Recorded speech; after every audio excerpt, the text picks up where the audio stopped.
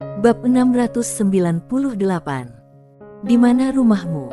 Panggil sesekali. Melihat wanita bergaun polos dan pria berkemeja putih mendekat, Sander Ye membeku di tempat. Mereka benar-benar datang. Sander Ye sangat terkejut. Melihat wanita bergaun polos, Arya mengerutkan bibirnya, lalu membawa Putih langsung kembali ke pagoda kecil. Pada saat ini, semua orang di lapangan sedang melihat wanita bergaun polos dan pria berkemeja putih. Jelas sekali, keduanya adalah pendukung Sander Ye. Dan banyak orang di lapangan mengerutkan kening. Karena mereka mengetahui bahwa mereka belum pernah melihat dua orang di depan mereka.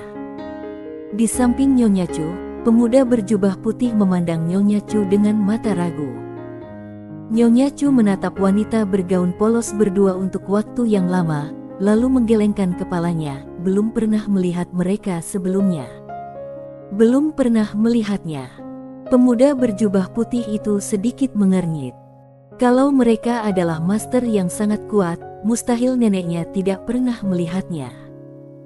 Nyonya Chu menatap kedua orang di kejauhan dan mengerutkan kening dalam-dalam, karena dia menemukan bahwa dia sama sekali tidak bisa merasakan aura dua orang di depannya. Bagaimana ini mungkin? Nyonya Chu terkejut. Pada saat ini, Zentian dan semua master dari klan Zen juga melihat wanita bergaun polos dan pria berkemeja putih. Master-master di sisi Zentian tidak diragukan lagi gugup. Karena keluarga Zen telah memanggil jiwa leluhur, yang merupakan master tak tertandingi yang setengah langkah menuju 90% keilahian. Kalau dua orang di depan mereka belum mencapai 90% keilahian, atau setengah jalan menuju 90% keilahian, maka mereka tidak memiliki peluang untuk menang. Dan apakah kedua orang di depan mereka ini 90% keilahian? Zentian dan yang lainnya sangat bingung.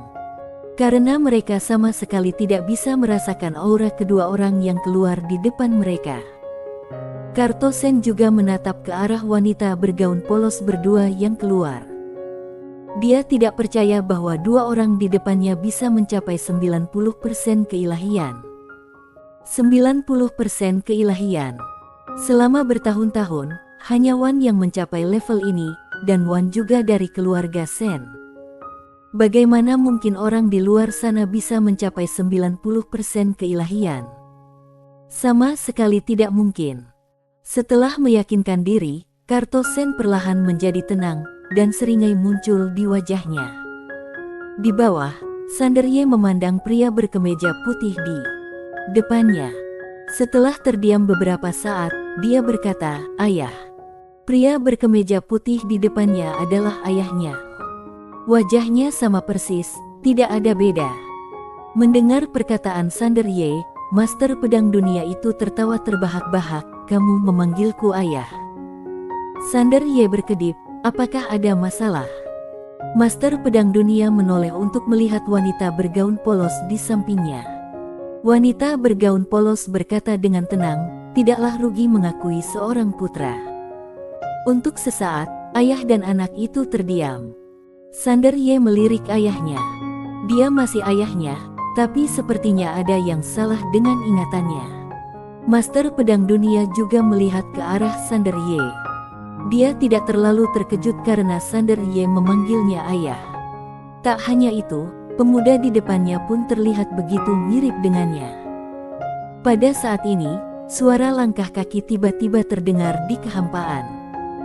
Semua orang melihat Hato Sen, leluhur keluarga Sen, perlahan berjalan ke bawah. Meskipun dia tidak dengan sengaja melepaskan tekanannya, semua orang di tempat tersebut merasakan penindasan yang mengerikan, seolah-olah mereka tercekik. Setengah langkah menuju 90% keilahian. Ini adalah rintangan yang tidak dapat diatasi oleh siapapun di dunia ini. Ekspresi Zentian juga sangat kompleks. Dia 80% keilahian, tetapi baru pada saat inilah dia menyadari betapa besar kesenjangan antara dia dan 90% keilahian.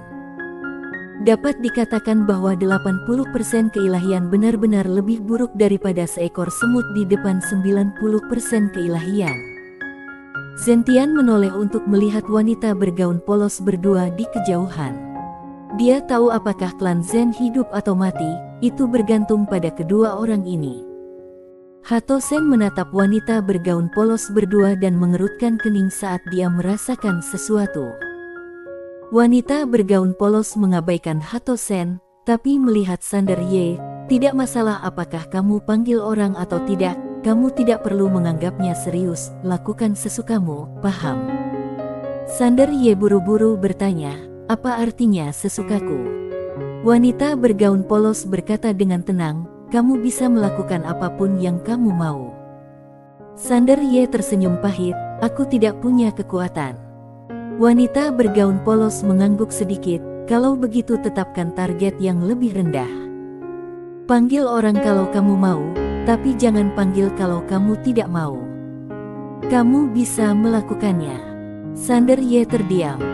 Melihat Sander Ye masih khawatir, wanita bergaun polos itu berkata lagi, "Kenali hatimu, tundukkan hatimu, dan lakukan sesukamu."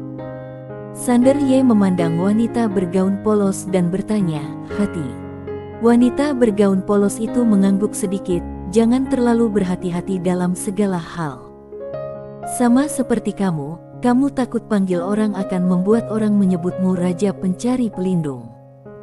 Kenapa kamu harus peduli dengan pendapat orang lain saat kamu yang menjalani hidup?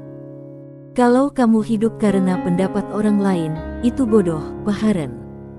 Sander Ye mengangguk, "Aku mengerti." Wanita bergaun polos itu mengangguk, lalu berkata, "Apapun yang dipikirkan hatimu, lakukan saja."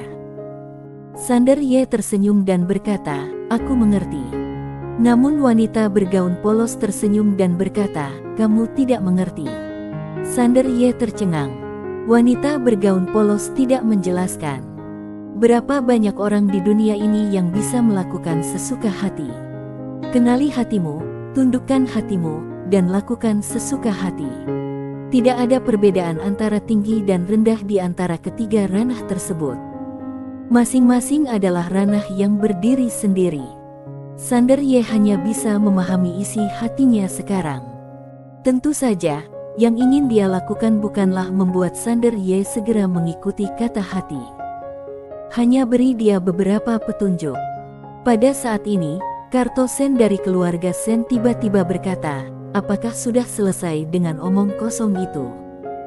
Wanita bergaun polos menoleh ke arah Karto Sen yang menatap wanita bergaun polos dan berkata, "Apakah kamu pelindung di belakang Sander Ye?" Wanita bergaun polos itu mengangguk, "Ya." Karto Sen mencibir, "Kalau begitu aku ingin melihat apakah kamu dapat mempertahankannya hari ini." Wanita bergaun polos memandang ke arah Karto Sen. Dia tiba-tiba menunjuk ke arah Hato Sen di kejauhan, "Apakah dia pendukungmu?" Sebelum Karto Sen berkata apa-apa, wanita bergaun polos itu tiba-tiba menekan ringan dengan jarinya. Bang! Di bawah tatapan semua orang, ekspresi Hato Sen tiba-tiba berubah secara dramatis, lalu dia menekuk kakinya dan berlutut. Di mana lutut menekan, ruang dan waktu runtuh. Saat ini, semua orang di lapangan ketakutan. Berlutut langsung. Apa-apaan? Karato melihat pemandangan di depannya dengan tidak percaya, pikirannya menjadi kosong. Dalam kegelapan, Nyonya Chu menatap wanita bergaun polos di kejauhan. Dia mengepalkan tangannya dan tubuhnya gemetar. Zentian dan yang lainnya dari klan Zen sangat gembira setelah terkejut. Begitu kuat. Mereka tidak menyangka orang di belakang Sander Ye begitu kuat. Sungguh keterlaluan. Hato Sen yang berlutut juga memiliki wajah bingung saat ini. Dia tidak punya kekuatan untuk melawan. Bagaimana mungkin? Dia mencoba menggunakan kekuatannya, tetapi tidak ada gunanya. Kekuatan yang menekannya jauh di luar imajinasinya, dia tidak dapat menandinginya. Hato Sen benar-benar bingung. Orang yang paling bingung adalah Karto Sen. Ketika dia melihat leluhurnya berlutut di sana, dia tahu bahwa dia sudah tamat. Keluarga Sen sudah tamat. Dan Raja Iblis Cahaya Raksasa dan yang lainnya dari tanah kuno juga membatu di tempatnya saat ini. Mereka tidak menyangka wanita bergaun polos ini begitu menakutkan. Hatosen adalah setengah langkah menuju 90% keilahian. Meskipun itu hanya bayangan virtual, itu masih setengah langkah keilahian 90%. Bagaimana mungkin dia tidak memiliki kekuatan untuk melawan? Mungkinkah? Tidak tahu apa yang mereka pikirkan, tapi ekspresi Jumang dan yang lainnya langsung berubah menjadi sangat pucat. Pada saat ini, Hatosen tiba-tiba mengangkat kepalanya dan menatap wanita bergaun polos, wajahnya penuh ketidakpercayaan. "Siapa kamu?" Wanita bergaun polos mengabaikan Hatosen dan menoleh ke arah Sander Ye, bocah kecil. "Di mana rumah keluarga Sen? Tunjukkan pada bibi." "Di mana keluarga Sen?" Semua orang bingung. Apa yang akan dia lakukan? Sander Ye memandang Zentian, yang buru-buru menunjuk ke kanan. "Dari sini pergi ke rumah keluarga Sen, jaraknya 1 juta mil." Wanita bergaun polos itu mengangguk sedikit, menunjuk, dan sebuah pedang tiba-tiba terbang keluar. Semua orang bingung. Dunia Sen. Sebuah pedang tiba-tiba jatuh. Bang!